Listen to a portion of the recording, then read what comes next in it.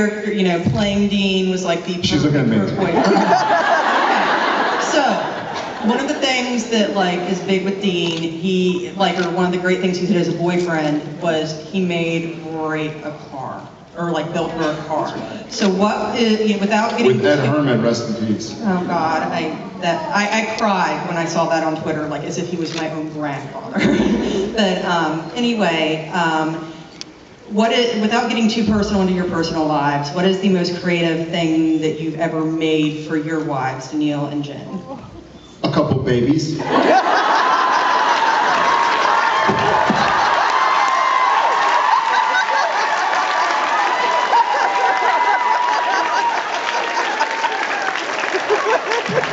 I've wanted to do that ever since the Bryan Cranston video from Nerd HQ.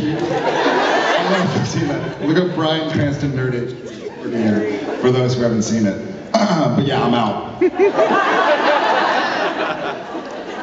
Yeah, because you really did a whole lot in making the baby. Who have you been A lot talking more than she did for 9 months. You should take all the credit for that. I'll make sure she knows. Backfire. I'm a bit of a, I don't want to say I'm a pack rat. Like He's a pack rat. I'm a pack rat. I'm not a pack rat, but I keep stuff. Borders on hoarding. I swim through stuff. No, I still had some. When Jen and I got engaged and we had been dating for a year, I still had like cool tickets from vacations we had been on or concerts we had seen, and I made a little scrapbook.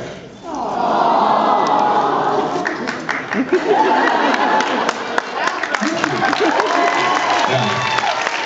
The two scrapbookers in the group were clapping. He has a room. Dude, I'm not allowed in it.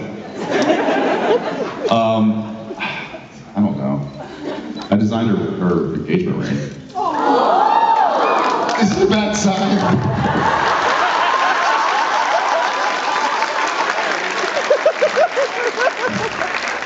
Just asterisk, it may be a bad sign that both creative things we did were before they said yes.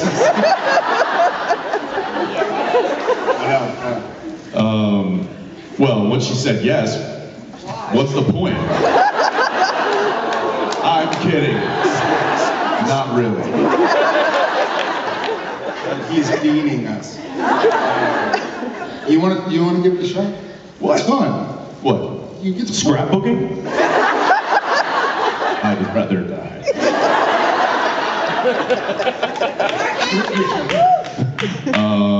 Let's go right here. Yeah. Okay, so I'm in college and I want to go. You're in college. She's in college. Where? Here? What? Where? Yeah. College. Ooh.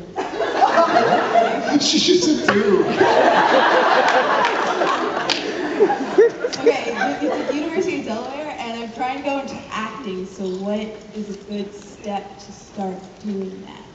I think you've done a good step. I mean, I've thought about this a lot. I've had a question like this before.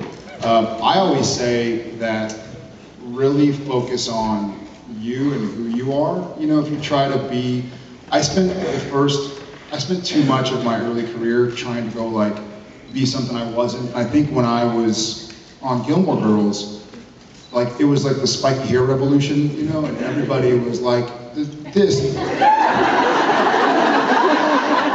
I think I was saved, and like everybody was working out and doing the kind of, you know, late 90s, early 2000s thing, and I sort of luckily was on a show where I couldn't cut my hair, so I couldn't let myself want to become like that, you know, but I kept on thinking like, oh my God, if I don't, like this seems to be what's getting hired right now, and this seems to be who's getting the jobs, and it's the people who like go to the clubs on the weekends and party and stuff, but it was never who I was. But I remember feeling like, is that who I should be? Is that who I need to be? Luckily, I couldn't entertain that, and now a lot of my friends who were that haven't really been able to express themselves via this art like I have. So I kind of learned by mistake, just to be yourself, because that's all you have that nobody else has, you know, so that's what I was saying.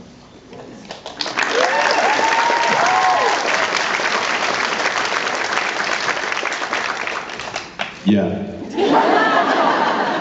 Yeah, that's, grow your hair long, I guess is the That was the upshot. moral of the story. That was the moral of my story. Yeah, there's a lot of different avenues, and there's no one kind of fail-proof way to get into the acting industry or the entertainment industry. Or it also depends on what kind of acting you want to do. Do you want to do theater? Do you want to do television and film? So there's a lot of different kinds of avenues that you can go. Again, there's no one way. Just pick which way you're comfortable with and which way makes most sense to you. If it's going to local theater and starting on stage, that's one way. If it's, you know, moving to California like we did and starting to grind it out, then that's another way. But there's really no one way. So just, I just encourage you. Yeah, keep your eyes open. Yeah. And it's also kind of the law of attrition. You know, it's not, rarely ever is there like, oh, if I can just get this break. You know, I think it takes 50 breaks before you can kind of start to be happy with it. It's a game of numbers. It's a game of numbers, you know? It's not just like, oh my God, I got an audition and it lives or dies on that audition. Just keep on pounding until... Yeah, he and I both have lost way more jobs than we've gotten. Hundreds and hundreds and hundreds. One of my friends many years ago, and this I think is right before I got Supernatural, I was still a successful actor, you know, I was paying my own way and getting offers and booking roles, and I had a stack of scripts in my bedroom, and I think I was having a party in my house, so I'm having friends over for drinks, and it was like 15 scripts, and she goes, oh my God, is that all the auditions you've had? And I was like, follow me, and I took her to my garage, and I had like hundreds of scripts, and I was like, those are all my auditions I've had. And I just had the scripts still because I hadn't taken them to recycling yet. And she was like, got it, I see. So, I mean, I had hundreds and hundreds and hundreds of no's before I started getting some yeses. Or alongside, concurrently with some yeses. That was good. 1 for 1. I heard a oh.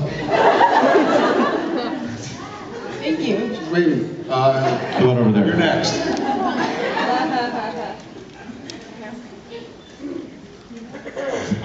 I just first of all want to thank you so much for what you do with your celebrity status to help different causes. I saw Jensen with the Ice Pizza Challenge, and I don't have ALS, but I have something very similar, so I want to thank you for that. And Jared, I've had depression my whole life. I want to thank you for that also. And I would like to ask both of you your feelings on using your notoriety to help causes you care about. Well, thank you. I am pretty passionate about using whatever platform I have to start. I'll speak for us both. We're both very, you know, we're husbands and fathers and brothers and sons and friends, and it's difficult to learn how to make that first step, and we're trying, and we've started a foundation, and we've started kind of helping destigmatize things and raise awareness for things. I think it's something that we've wanted to do for a long time. We just didn't really, it's hard to find the right avenues, and also, in all honesty, we're working so much. And if we're not working, we're flying. And if we're not flying, we're with family. And if we're not with family, we're flying back to work. So it's difficult to try and find the right timing. But I think we're both very passionate about using our voices to make the world a better place. Thank you. Yeah, thank you. Thanks.